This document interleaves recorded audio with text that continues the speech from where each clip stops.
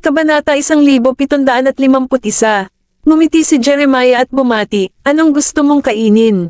Umorder ka ng kahit anong gusto mo." Personal na lumapit ang manager ng hotel, iniabot sa kanila ang salad menu, at personal na nagbuhos ng kape para sa kanila. Ibinaba ni Benjamin ang kanyang mga mata upang tingnan ang menu ng salad, umorder ng ilang salad, at ipinasa ito kay Kingsley. Tapos na ba si Commander Hoffman sa kanyang trabaho? Sa wakas ay tumingin si Benjamin kay Jeremiah. "Oo, maaga akong dumating, natapos ang trabaho ko at dumiretso ako dito, may kasamang iba." Bahagyang tumaas ang kilay ni Benjamin nang marinig ang sinabi ni Jeremiah. Akala niya ay si Justin ang tao, ngunit ito pala ang pinuno ng distrito ng militar. Ang tao ay nagkataong lumabas sa banyo sa pribadong silid at binati si Benjamin nang makita siya. "Mr. Graham, nandito ka na." "Commander Jordan." Tumayo si Benjamin, nakipagkamay sa kausap. "Umupo ka." Ngumiti si Quintin Jordan at sinenyasan siyang umupo sa pagitan nila ni Jeremiah. "Ako ay dumating upang sumali para sa isang pagkain, sana ay hindi mo iniisip."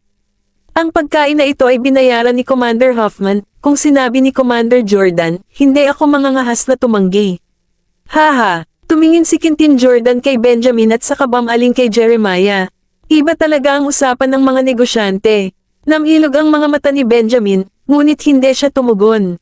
Medyo kakaiba ang atmosphere. "Magkape ka." Sumulyap si Jeremiah kay Quintin Jordan, saka tumingin kay Benjamin. "Benjamin, huwag kang ma-pressure, i-enjoy na lang natin ang pagkain ngayon." "Okay." Walang pakialam si Benjamin sa gustong gawin ni Jeremiah. Hindi na siya nagsalita, pinaglalaroan lang niya ang tasa ng kape niya. Tumingin si Kingsley sa kanila at ngumiti. "Commander Hoffman, mukhang maganda ang takbo ng negosyo dito. Medyo masigla noong dumating ako ngayon lang. Bihira silang pumunta dito para kumain ng pasta. Hindi naman kasi ganoon kalapit ang kanilang relasyon." Ang pagkain ng pasta sa hotel ni Jeremiah ay hindi kasing sarap ng pagpunta sa hotel ni Benjamin. Medyo masigla ngayon, parang may handaan. Tumango si Jeremiah, napansin niya ito nang pumasok siya. "Commander Hoffman, ang pangalan ng iyong hotel ay medyo maganda. Ikaw ba mismo ang nakaisip nito, o mayroon ba itong espesyal na kahulugan?" Si Kingsley, ang hanggal na ito, ay hindi natatakot na galitin si Jeremiah at tinanong ang kanyang panloob na pagdududa. Saglit na natigilan si Jeremiah, saka ngumiti. "Ako mismo ang gumawa ng pangalan, wala naman talagang espesyal na kahulugan." Ibinaba ni Jeremiah ang mga mata at tinikman ang nilagang kape. "Medyo espesyal ang pangalan, pwede bang kombinasyon ng pangalan niyo ni Lucinda?" Napatingin si Quintin Jordan kay Jeremiah.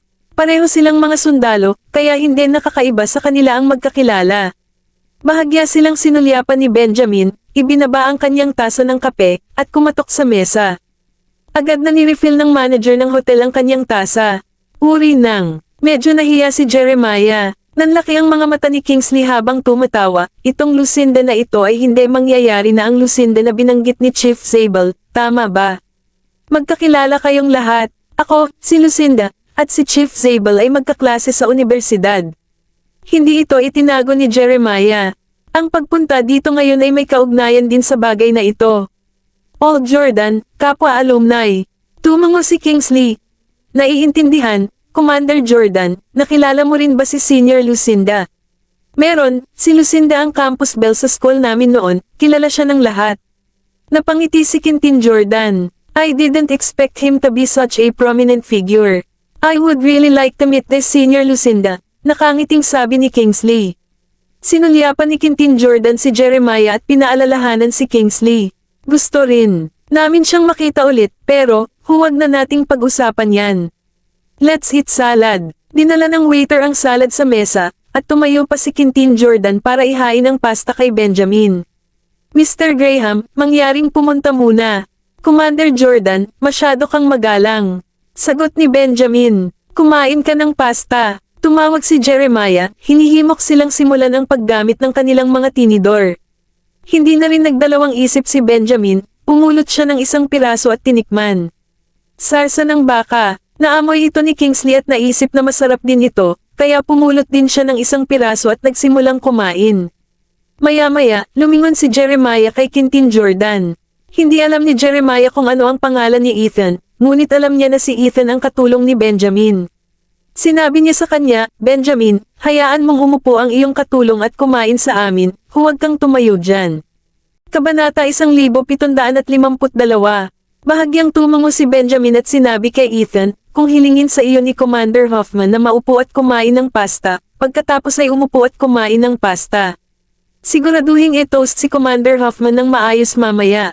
Oo, Mr. Graham. Tumango si Ethan at umupo sa tabi ni Kingsley. Sunod-sunod na inihain ang mga salad.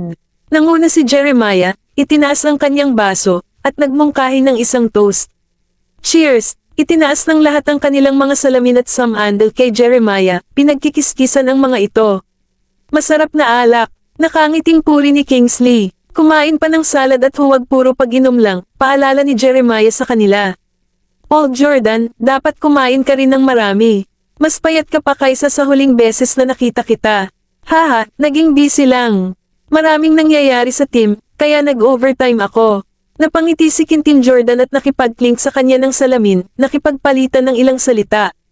Benjamin. Tumawag si Jeremiah, at si Benjamin ay tahimik na kumakain ng kanyang salad. Nang makitang nagsalita na si Jeremias, kinailangan ni Benjamin na itaas ang kanyang baso at sumama sa kanila. Mr. Graham, dapat ay mayroon kang magandang tolerance para sa alak.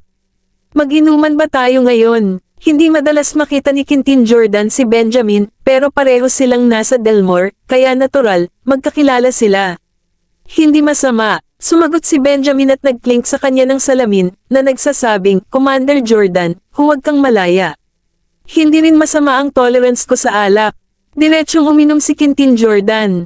Tumingin sa kanya si Benjamin at sumunod. Nagkatinginan sina Kingsley at Ethan, at lumingon si Kingsley kay Quintin Jordan at sinabing, Commander Jordan, medyo bias ka ba sa pag-inom lang kasama si Benjamin? Pwede rin akong uminom kasama mo, Tara. Kinuha ni Kingsley ang kanyang baso at umupo, maginhawang nakaupo sa pagitan ni Quintin Jordan at Benjamin, na may bukas na upuan sa tabi ni Benjamin. Hindi mas malala ang alcohol tolerance ko kaysa kay Benjamin, Tara. Well, mas mabuti pa yan, iilan tayo. Ngumiti si Quintin Jordan at nagsimulang uminom kasama si Kingsley. Sa pagkawala ni Kingsley, natural na ayaw ni Ethan na may one. Mabilis niyang dinampot ang baso niya at lumapit, nag-toast muna kay Quintin Jordan. Commander Jordan, huwag mo akong kakalimutan. It's really unexpected to see you today. Parang kailangan nating lumabas ng mas madalas para magtipon, kung hindi ay hindi tayo makikilala ng mga nakababatang henerasyon na ito. Hindi alam ni Quintin Jordan kung nagbibiro ba siya o may ibang kahulugan habang kinakausap niya si Jeremiah. Ngumiti si Jeremiah, bihira lang lumabas ngayon, kaya dapat mag-enjoy ka sa inuman kasama sila. Kailangan kong bumalik sa hapon, para hindi ako makainom ng sobra sa iyo. Quintin Jordan clinked glasses with Ethan, young man, what's your name? It's promising to be by Mr. Graham's side. Commander Jordan, ang pangalan ko ay Ethan.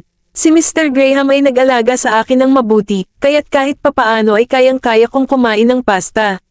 Magalang na sagot ni Ethan. Haha, mahinhin ka, balita ko hindi naman masama ang sahod mo, mas maganda sa amin.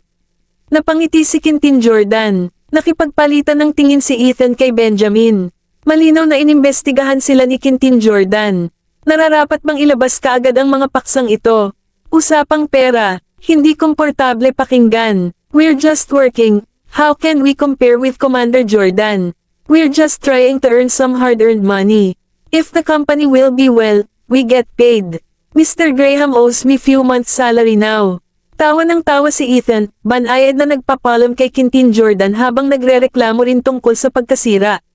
Nagulat si Quintin Jordan at tumingin kay Benjamin, mamulong ng ilang salita ng payo. Mr. Graham, ito ay hindi tama. Paano mo mauutang ang iyong mga empleyado ng pera? Sila ay nagtatrabaho ng husto para sa iyo, at ang kanilang mga sahod ay dapat bayaran sa oras. Tama si Commander Jordan. I will transfer the money to him as soon as possible. Kamakailan lang ay hindi maganda ang takbo ng kumpanya, at medyo nahihirapan kami sa pondo. Pero hinding-hindi kami magkakautang sa mga matagal ng empleyado. Medyo may problema sa mukha si Benjamin, ayaw aminin. Napatingin sa kanya si Jeremiah. Nakaharap ang ilang mga paghihirap. Kabanata 1753. Ang ilang mga kamakailang proyekto ay nakatagpo ng mga pag-urong. Mahinahong sabi ni Benjamin. Sa katunayan, ilang mga kamakailang proyekto ang inagaw, ngunit lahat sila ay hindi gaanong mahalaga. Isang kislap ang dumaan sa mga mata ni Jeremiah. Kung hindi niya alam ang background ni Benjamin, maniniwala na siya. Sinusubukan lang linlangan si Commander Jordan. Kung kailangan mo ng tulong, sabihin mo lang. Si Jeremiah ay hindi magalang, ang kanyang tingin ay nakatuon kay Benjamin, na nagpapakita ng kanyang katapatan. Nagningning ang mga mata ni Ethan nang lumingon siya kay Jeremiah. Magaling iyan. Commander Hoffman, napakabuting bata talaga ni Mr. Graham, masama ang pakiramdam namin na ginugulo ka. Sa iyong mga salita, tiyak na malalampasan ng aming kumpanya ang paghihirap na ito. Napasulyap si Benjamin kay Ethan na medyo na-exaggerate. Medyo peke ang lahat sa kanya. No problem. Magsalita ka lang, kung makakatulong ako, gagawin ko talaga. Sabi ni Jeremiah habang nakikipagsalamin kay Ethan. Salamat, Commander Hoffman. Hayaan mo akong mag-toast muli sa iyo. Excited na inabot ni Ethan ang decanter, nagsalin muna ng baso para kay Jeremiah, tapos para sa sarili niya. Ang basong ito ay para pasalamatan si Commander Hoffman. Salamat, isa kang tunay na mabait na tao. Habang nagsasalita si Ethan, hinawakan niya ang baso, tumalikod para ibaba ang decanter, ngunit sa pagtalikod niya, natisod siya. Tumansik ang alak, nagkataong tumansik sa ulo ni Jeremiah. Napakabilis ng lahat. Bulalas ni Ethan, mabilis na ibinaba ang baso at kumuha ng tissue para panasan ang ulo ni Jeremiah. Commander Hoffman, pasensya na, hindi ko sinasadya, pasensya na, pasensya na. Humingi ng paumanhin si Ethan habang tinutulungan si Jeremiah na panasan ang natapong inumin, palihim na hinugot ang ilang hibla ng buhok habang hindi pinapansin ni Jeremiah. Benjamin, Kingsley, Quintin Jordan, Commander Hoffman, pasensya na. Napaluha si Ethan, natatakot na baka magalit si Jeremiah. Galit na galit niyang inabot kay Jeremiah ang tissue para panasan ang kanyang buhok, habang maingat na ibinalik ang tissue sa kanyang bulsa. Ayos lang. Kumunat ang noo ni Jeremiah at diretsyong pinigilan si Ethan sa patuloy na pagpunas.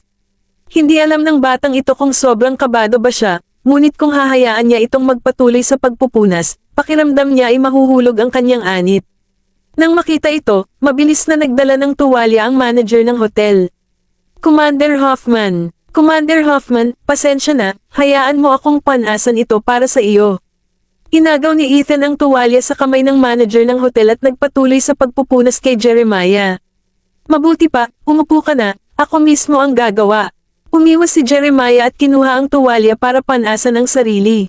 Buti na lang at sa buhok niya lang natapon ang inumin, hindi sa damit niya. Gayunpaman, ang kanyang buhok ay parang malagkit, at si Jeremiah ay hindi makaupo.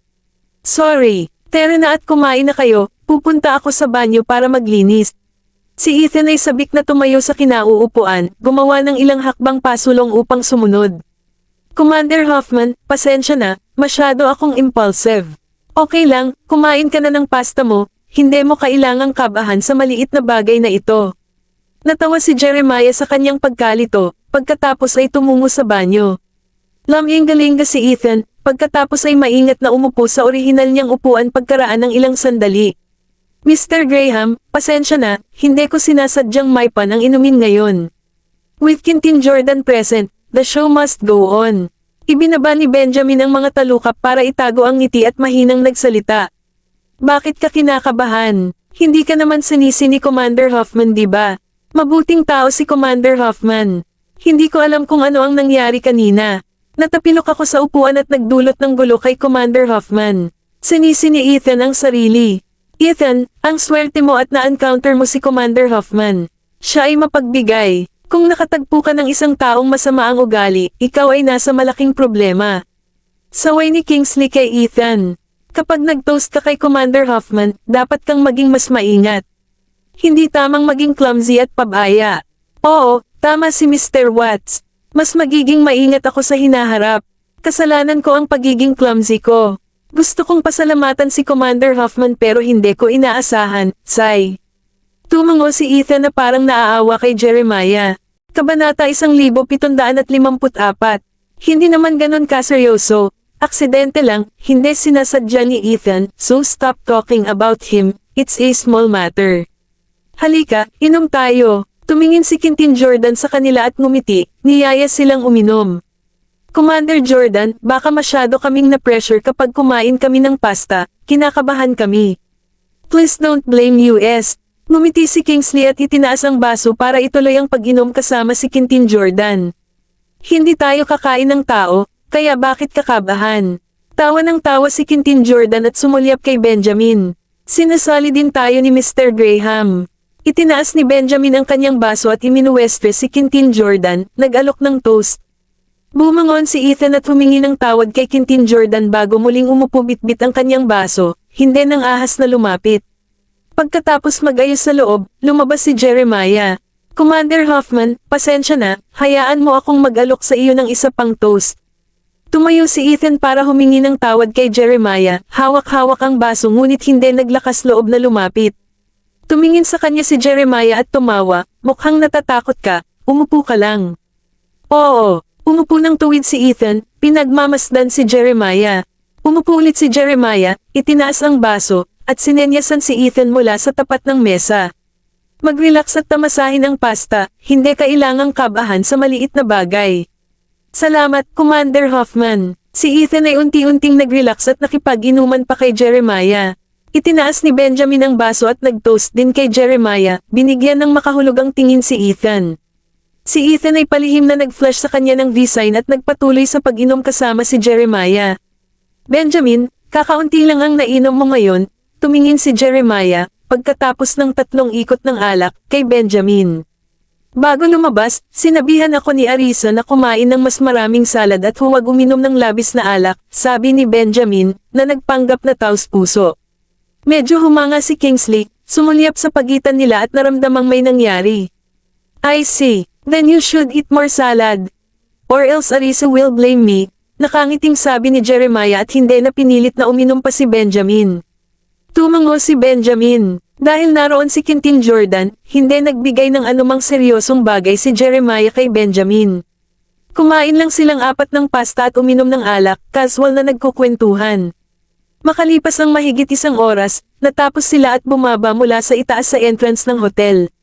Matandang Jordan, may magtutulak sa iyo pabalik, nilingan ni Jeremiah si Quintin Jordan. Hindi na kailangan, hindi ba ako ang nagmaneho dito? Huwag kang mag-abala, dumating ka ng maaga, magpahinga ka ng mabuti at bumalik sa Jordanangche, sabi ni Quintin Jordan, na ayaw siyang abalahin, at sumakay sa kanyang kotse, hinayaan ang driver na umalis. Si Benjamin, Kingsley, at Ethan ay nakatayo sa gilid, kumaway palom kay Quintin Jordan. Aalis na ako, magkita ulit tayo pag may time. Ibinaba ni Quintin Jordan ang bintana ng sasakyan at kumaway sa kanila. Bahagyang tumango si Benjamin, saka tumingin kay Jeremiah pagkaalis ni Quintin Jordan. Aakyat na tayo sa pwesto ko. Sumenya si Jeremiah sa itaas. Hindi, sa kotse tayo mag-usap. Bahagyang nagtaas baba si Benjamin, hindi gaanong pinapansin si Jeremiah. Walang pakialam si Jeremiah at sumakay na siya sa kotse. Dahil alam nilang may mga bagay silang dapat pag-usapan, hindi sumakay sina Kingsley at Ethan sa kotse, na natiling nakalagay. Ayaw mo kay Quintin Jordan. Tumingin si Jeremiah kay Benjamin, diretsyong nagtanong. Silang dalawa lang ang nasa sasakyan. Tinapik ni Benjamin ang kanyang mga daliri sa kanyang hita, I should say, he has hostility towards me. Hindi ito eksaktong puot, walang sinabi si Jeremiah para tulungan si Quintin Jordan. Hindi niya dapat siya isama. Noong una, pero, hindi ko siya ihahatid, pero narinig niya na may dalang pasta sa iyo, kaya sumunod siya. Sumulyap si Benjamin kay Jeremiah, may hinala ka ba sa kanya? Napangiti si Jeremiah, bagaman walang laman ang pasta, si Quintin Jordan ay malapit sa pamilya Luet. Nagbago ang mga mata ni Benjamin, naintindihan niya. Arch Caribal, hindi kayo magkasundo ng pamilya Luet, dahil ba kay Lucinda? Saglit na nag-alinlangan si Jeremiah, ngunit hindi ito itinanggi, iyon ay bahagi ng dahilan. Tinitigan siya ni Benjamin saglit bago sinabing, nandito ka ba para subukan si Quintin Jordan? Kung kasama ni Quintin Jordan ang pamilya Luet, hindi sana lalapit si Jeremiah nang hindi kumikilos. Wala kang pinalampas na bagay, puri ni Jeremiah. Walang ibang sinabi si Benjamin. Tumingin sa kanya si Jeremiah, napatahimik. Kabanata 1755. Ang Security Bureau ay nagsimula na sa pag-deploy, paano ang iyong panig? Si Jeremiah ang unang nagsalita, Total siya naman ang humihingi ng tulong. I can investigate on my end, but, what's in it for me? Lumingon si Benjamin kay Jeremiah, ang titig nito ay matatag. Hindi siya gagawa ng isang natatalo, na tinutulungan si Jeremiah ng libre. Kumunat ang noo ni Jeremiah, hindi ka ba miyembro ng Security Bureau? Ngunit ang aking mga tao ay hindi. Bahagyang sumangot si Benjamin. Nakita ni Jeremiah na maaaring mas mahirap pakitunguhan si Benjamin kaysa sa Security Bureau. Well, ano ang iyong mga kondisyon kung gayon? Basta tulungan mo ako sa pagkakataong ito, papayag ako sa anumang hilingin mo. Ramdam na ramdam ni Jeremiah ang pressure ngayon, maraming bagay na maaaring hindi maimbestigahan ng kanyang panig. Hindi pumayag si Benjamin na tulungan siya noon. Ngayon, ano ang gusto niya? Commander Hoffman, prangka ka. Maipapangako ko sa iyo ngayon, sisimulan ko ang investigasyon, at sasabihin ko sa iyo ang mga kondisyon mamaya. Hindi kailangan ni Benjamin na pumayag kaagad si Jeremiah. Tumingin si Jeremiah sa kanya, napagtanto kung gaano siya katuso.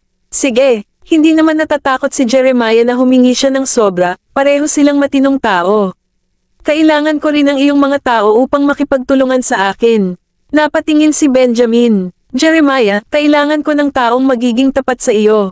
Dalawang pangalan ang pumasok sa isip ni Jeremiah. Makikipagtulungan ako sa iyo ni Justin. Hindi ko kailangan Justin, humanap ka ng iba. Direktang tinanggihan ni Benjamin. Sa mata ni Benjamin, hindi mapagkakatiwalaan si Justin, hindi niya gusto. Bahagyang kumunat ang noo ni Jeremiah. Pamangkin niya si Justin, at imposibleng ipagkanulo niya ito. Pero hindi iyon tinanggap ni Benjamin, kaya kailangan niyang maghanap ng iba. Kevin Lewis, nagtaas ng kilay si Benjamin, a member of the Lewitt family. Hindi, siya ay isang kapatid na lalaki na inirerekomenda ni Lucinda. Siya ay nasa tabi ko ng maraming taon, at nagtitiwala ako sa kanya. Wala siyang koneksyon sa pamilya Lewitt.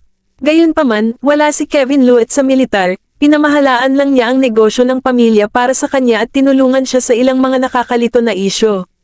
Kasalukuyan niyang tinutulungan akong pamahalaan ng negosyo at nasa Delmore din siya. Ipapatulong ko siya sa iyo. Isang pahiwatig ng pag-unawa ang sumilay sa mga mata ni Benjamin. Tila nakatalikod si Jeremiah. Itong si Kevin Lewitt ang nasa likod ng mga eksenang namamahala sa negosyo ng pamilyang Hoffman. Ang akala nila noon ay si Justin, pero alam na alam nila kung anong klaseng tao si Justin. Tiyak na walang kakayahan si Justin na suportahan ang malawak na negosyo ng pamilya ng Hoffman. Bagaman may intensyon si Jeremiah na linangin siya, kailangan pa rin niyang tingnan kung may potensyal ang taong ito. Narito ang contact information ni Kevin Lewitt. Ipapakontak ko siya sa iyo mamaya. Iniabot ni Jeremiah kay Benjamin ang isang business card. Kinuha ito ni Benjamin at sinulyapan. Chairman ng isang kumpanya ng butil at langis. Medyo maliit at hindi mahalata. Kailangan niyang imbestigahan pa ang taong ito. Nasa Fengcheng ang kanyang pamilya noon, at maganda ang takbo ng kanilang negosyo, ngunit ito ay malisyosong napigilan at nabangkarote ng maglaon. Pagkarating sa kabisera upang maghanap buhay, nakilala niya si Lucinda. Ang kanyang pamilya ay nasa negosyo ng pagkain, kaya kung mag-iimbestiga ka, makakahanap ka pa rin ng impormasyon. Nahulaan din ni Jeremiah ang susunod niyang gagawin at ibinalita sa kanya ang sitwasyon ni Kevin Lewitt. Tumango si Benjamin. Kukontaken ko siya kung kailangan. Maaaring subukan ng pamilya Lewitt na makuha ka. Alam ni Jeremiah ang mga pamamaraan ng pamilya Lewitt. Hindi lamang sila nakialam sa politika, kundi pati na rin ang mga malalaking pagbaril sa bilog ng ekonomiya ay hindi maiiwan.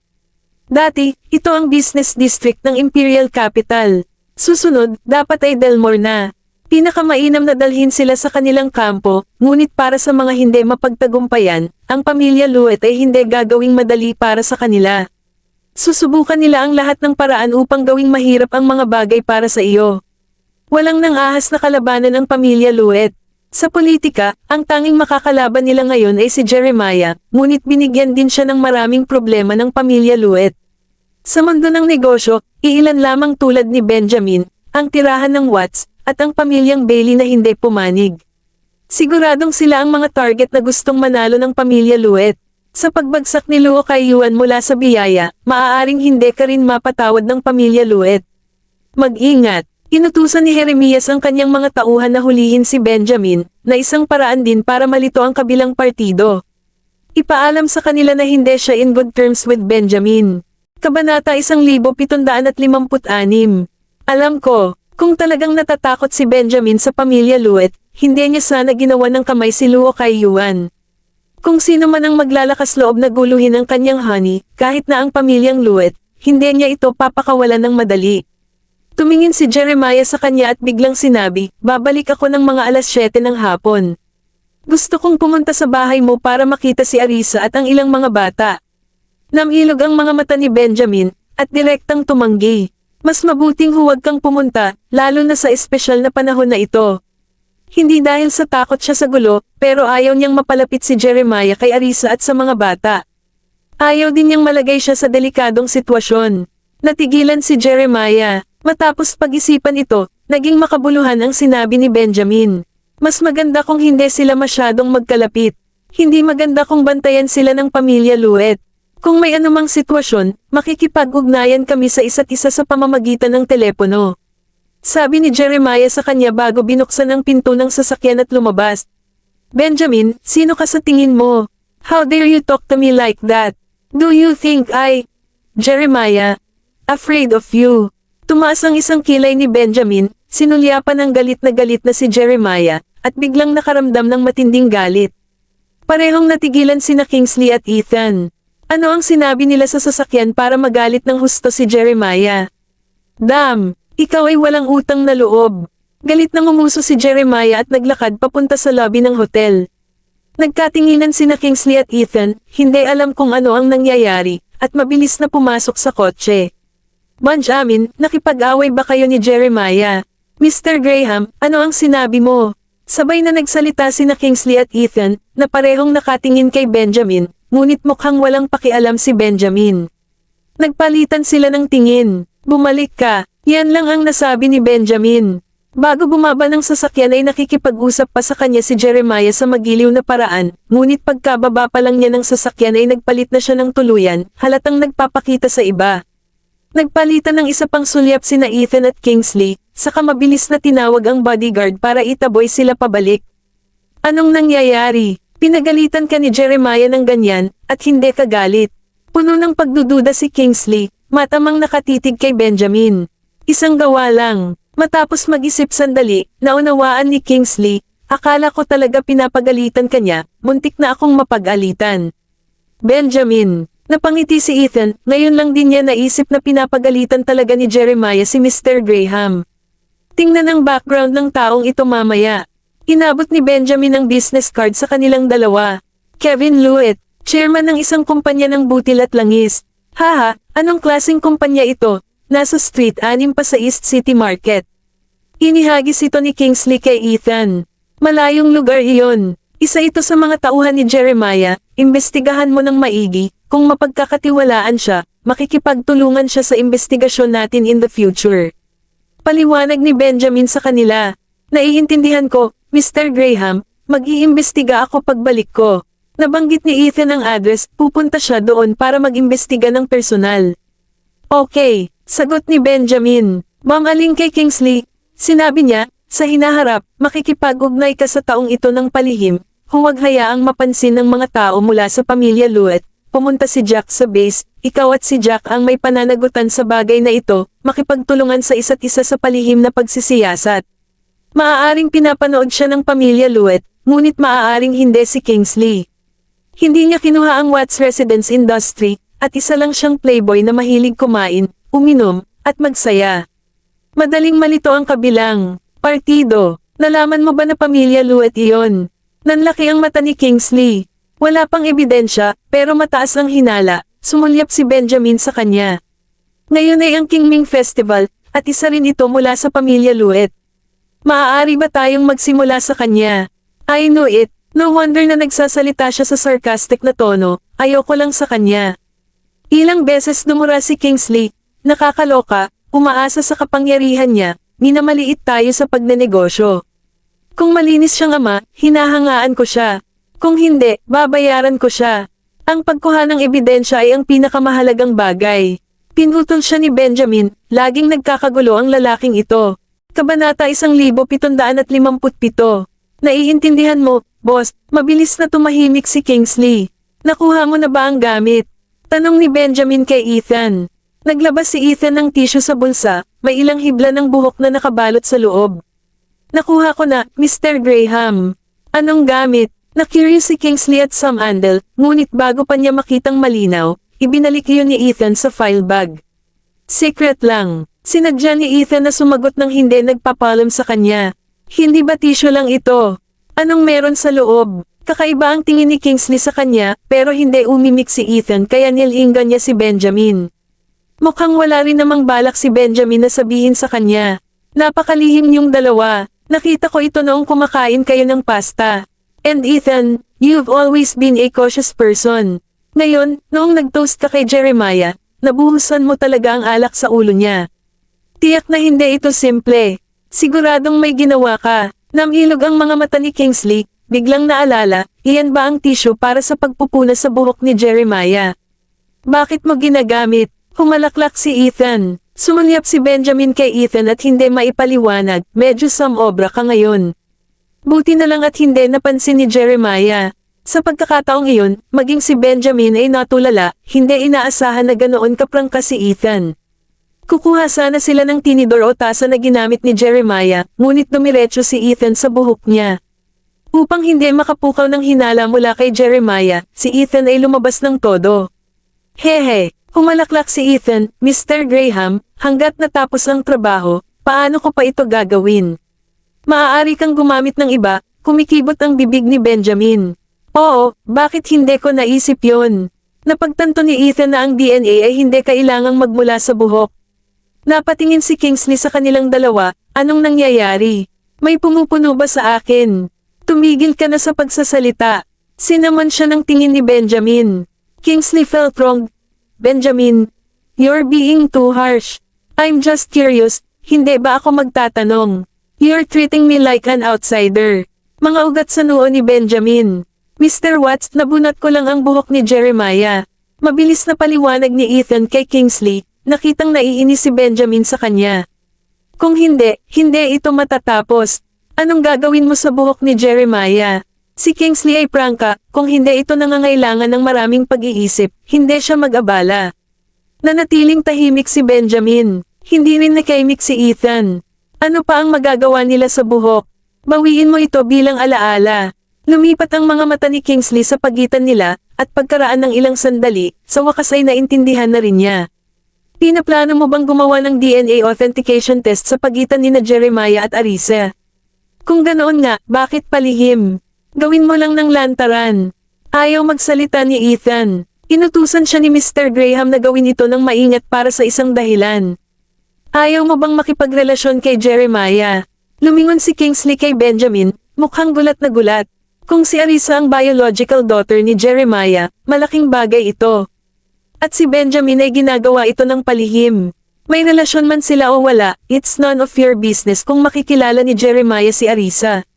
Binigyan siya ni Benjamin ng masamang tingin. Kung gusto ni Arisa na aminin ay hindi niya ito pipigilan, ngunit kung ayaw nito ay susuportahan siya nito. Ang lahat ay maghihintay hanggang sa lumabas ang mga resulta. Sa ngayon, masyado pang maaga para sabihin. Sa tingin ko, maganda ang pakikitungo ni Jeremiah kay Arisa. Kung anak niya yun, dapat maganda yun. Si Kingsley, bilang isang bystander, ay malinaw na nakikita ang mga bagay.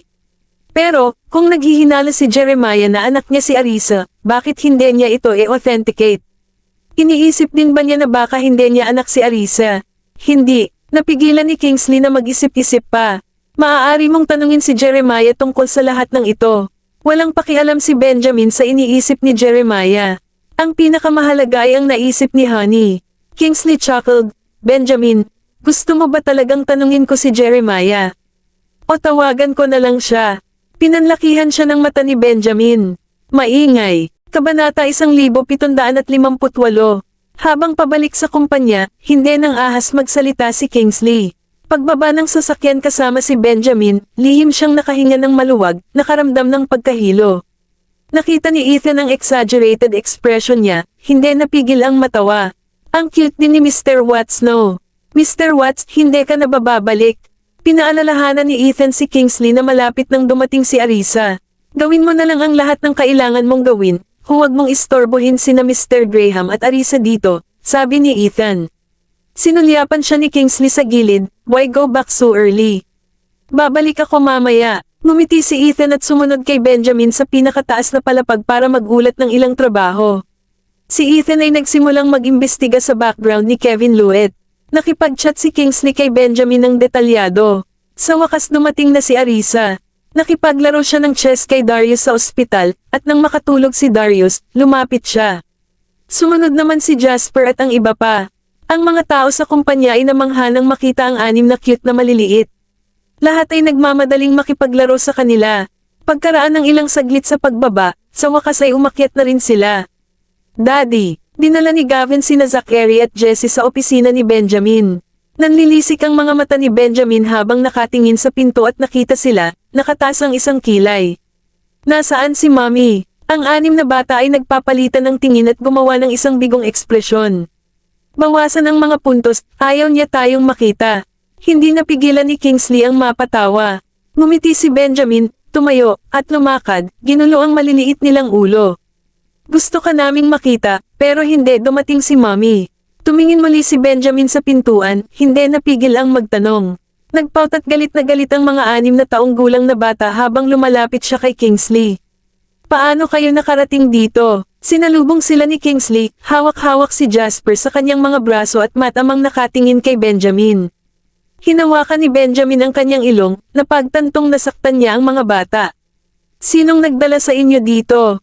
Nag-lunch na ba kayo? Tanong ni Benjamin sa ibang tono, iniisip kong hindi dumating si Arisa at nasagasaan ang mga bata.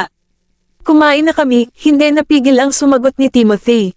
Masayang tumawa si Benjamin at ginulo ang ulo ni Jasper. I miss old Mr. Graham, sabi ni Jessie habang nakayakap sila kay Kingsley, nang aasar. Nami-miss namin si old Mr. Graham, libre ka ba? Pwede ba tayong manood ng sine? Tanong ni Zachary kay Kingsley, hindi pinansin si Benjamin. Libre ko, I can take you to the movies now. Anong gusto mong panoorin? Sabi ni Kingsley sabay kuha ng phone niya. May ilang magagandang animated na pelikula kamakailan, panoorin natin ang isa sa mga iyon. Nakangiting mungkahi ni Oliver. Oo naman, walang problema. Maaari tayong manood ng isang pelikula at pagkatapos ay isa pa. Pumayag naman si Kingsley. Pumunta ba kayo para makita si Kingsley? Nagpalipat-lipat ang tingin ni Benjamin sa mga bata, hindi sigurado kung sinusubukan nilang magpakyut sa kanya. Nanatili pa rin ang tingin ni Mr. Graham sa pinto, hindi nakikita ang magandang figurang iyon. Hindi ba siya sumama sa mga bata? Oo, napatingin sa kanya si Zachary sa gilid. Ibig mo bang sabihin na pumunta kami para makita ka? Medyo proud din si Jasper. Nawala nang masabi si Benjamin at hindi na nag-abalang makipagtalo sa kanya. Kapag nakita kayo ni Daddy, nawawala lahat ng pagod sa maghapon. Sinong nagdala sa inyo dito? Umikot ang mga mata ni Gavin, anyway, it's not Mommy. Ngumiti si Benjamin, tatawagan ko si Mommy, papunta na daw siya. Hindi siya pinansin ng iba at nagsimulang makipag-chat kay Kingsley. Dinial ni Benjamin ang telepono ni Arisa, ngunit isang pamilyar na ringtone ang nagmula sa pinto. Sumilip si Arisa na nakangiti sa kanya. Hey there! Ang mga mata ni Benjamin ay kumikinang na may ngiti habang naglalakad palapit sa kanya. Akala ko hindi ka pa dumarating. Kanina pa ako nandito. Pilyong kumikislap ang mga mata ni Arisa, gustong makita kung mag-aalala si Benjamin kapag hindi siya nito makikita. Ngunit nang makita ni Benjamin ang mga bata, agad itong nagtanong, at nakaramdam ng init ang puso ni Arisa. Kabanata 1759. Nagtatago ka ba sa pintuan? Sinusubukan akong sorpresahin. Hinayla ni Benjamin ang kamay niya at naglakad pabalik sa opisina. Napangiti si Arisa, nagtago ba ako ng mabuti? Buti naman, hindi ko napansin. Tumawa si Benjamin, na inamin na hindi niya talaga siya nakita sa pintuan. Tuwang-tuwa si Arisa at binati si Kingsley, nandito na rin si Mr. Watts, what brings you here? Dumating ako kaninang umaga, lumabas para sa pasta kasama si Benjamin, kababalik ko lang kanina. Ngumiti si Kingsley at tumugon, nakatanggap ng pahiwatig mula sa mga mata ni Benjamin na hindi banggitin ang pagkain ng pasta kasama si Jeremiah at ang iba pa kay Arisa. Kaya sumama ka sa kanya para kumain ng pasta, akala ko nakakaaliw siya. Inamoy ni Arisa si Benjamin, hindi masyadong malakas ang amoy ng alak. Kakakain lang ng pasta. Nagkaroon ng ilang baso ng red wine. Dinala siya ni Benjamin sa kanyang mesa at pinaupo sa kanyang malaking upuan. Yumuko siya at pinalitan siya ng tsinelas. Kumalabog ang puso ni Arisa, puno ng kaligayahan ang mukha. Kailan mo binili ang mga ito? Napatingin siya sa bagong tsinelas sa paa niya, komportableng suotin. Mas komportable pa sa flat shoes na pinadala niya. Kanina ko pa binili, hindi ka dumating, kaya hindi mo napansin.